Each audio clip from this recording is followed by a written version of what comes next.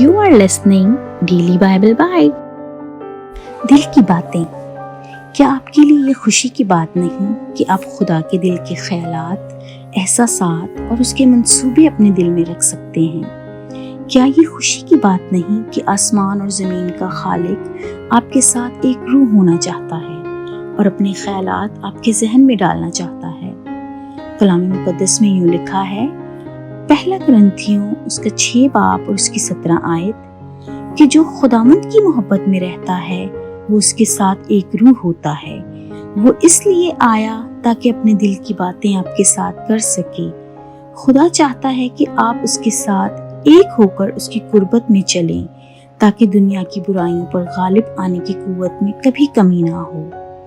वो चाहता है कि आप उसके साथ एक रूह होकर उसके दिल में भरे रहम और तर्स को महसूस कर सकें जो वो शिकस्ता दिलों और बीमारों के लिए रखता है।